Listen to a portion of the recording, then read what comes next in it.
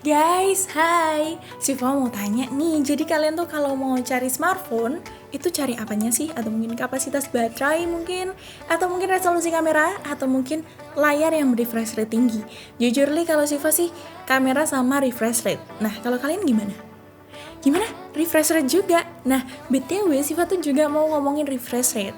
Ternyata ada orang yang belum tahu, belum paham mengenai apa sih refresh rate itu. Nah, makanya buat kamu yang belum paham ya, tonton video ini sampai habis biar kalian tuh makin tahu, makin banyak ilmu karena Siva bakalan bahas secara detail mengenai refresh rate. Oke, bersama saya Siva. Let's get started. Satu hal yang perlu kamu tahu, layar smartphone tentu tidaklah statis. Gerakan halus atau patah-patah pada layar smartphone tergantung pada pembaruan pixel setiap detiknya.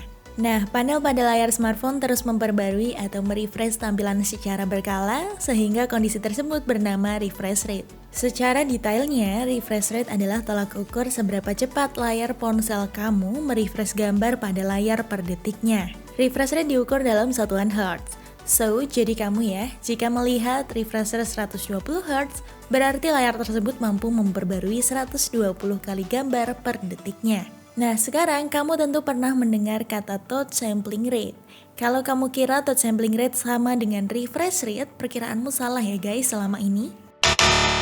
Ya, walaupun touch sampling rate dan refresh rate memang sama-sama diukur dalam satuan Hertz, akan tetapi ya, touch sampling rate berfokus pada gerakan sentuhan jari yang dapat diterima atau dideteksi oleh layar. Sebuah layar yang memiliki touch sampling rate sebesar 60 Hz memiliki arti kalau layar tersebut dapat menangkap perintah 60 sentuhan per detiknya. Sebagai contoh sederhananya, jika kamu menggambar sebuah garis pada aplikasi menggambar, tentu tidak langsung berbentuk mengikuti jari, melainkan akan terlihat adanya keterlambatan atau delay pada garis tersebut.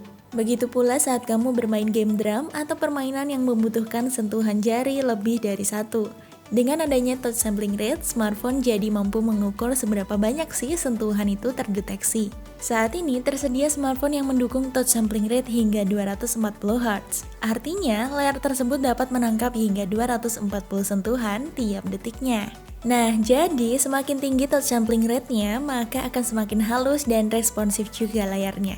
Jadi, saat kamu main game kompetitif, perpindahan gerakannya tuh akan semakin cepat. Namun, pentingkah sebuah refresh rate atau touch sampling rate tinggi bagi para pengguna yang hanya menggunakan smartphone untuk mendukung kegiatan sehari-hari aja? Jawabannya pastinya iya, walaupun kamu nggak suka main game ya, namun untuk sebuah refreshing otak, kamu memerlukan Netflix and chill, atau streaming berbagai macam video kan? Nah, makanya dewasa ini banyak konten video yang memiliki 24 Hz atau 24 fps hingga 60 Hz atau 60 fps. Sehingga nantinya jika smartphone yang punya refresh rate 120 Hz, maka mereka tuh nggak bakal perlu ngeden atau berusaha ekstra untuk menampilkan konten yang mulus kayak paha-paha mbak-mbak TikTok. Wah, meskipun terkenal mulus, cepat, dan gesit, namun ada hal-hal yang harus dikorbankan, salah satunya adalah ketahanan baterai ya.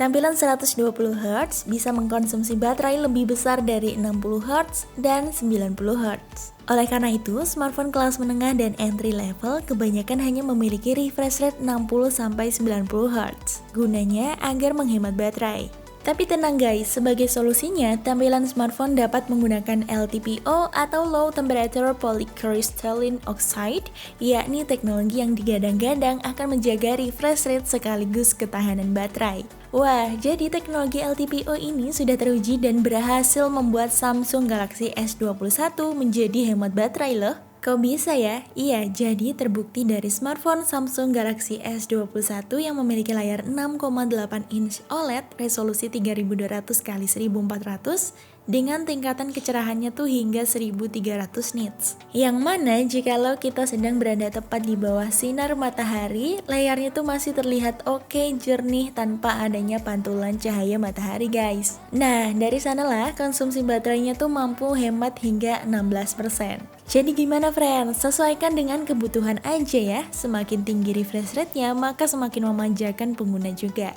Tapi ya gitu, kamu tuh harus mengorbankan kapasitas baterai yang cepat menyusut. Kalaupun kamu adalah atlet e-sport game, maka cocoklah refresh rate tinggi itu. Tapi kalau kamu hanya menggunakan smartphone untuk aktivitas browsing dan juga bermedia sosial, pertimbangkan lagi ya guys. Oke guys, mungkin segitu dulu aja video kali ini. Semoga segmen ini dapat menambah wawasan kamu tentang dunia gadget, teknologi, dan berita populer lainnya ya. Terima kasih sudah menonton video ini sampai habis. Maaf kalau Syifa ada salah dalam pengucapan dan penyampaian. Jangan lupa support kami dengan cara like, comment, share, dan subscribe channel DKID. Akhir kata, saya Syifa pamit and see you on the next video. Bye semua. Dah.